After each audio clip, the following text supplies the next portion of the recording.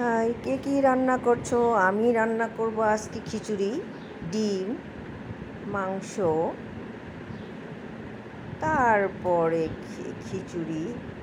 দেখি, এই যে খিচুড়ি রান্না করছি। আসলে বৃষ্টির দিন এই খাবারটাই অনেক মজা। অন্য খাবার আমার কাছে ভালো লাগে না, তাই ভাবলাম। আর আমরা খিচুড়ি রান্না করলে একটু মরিচ ভর্তা লাগে, তো সবাই মরিচ ভর্তাতে পছন্দ করতেছে, মরিচ ভর্তাতে পছন্দ করে।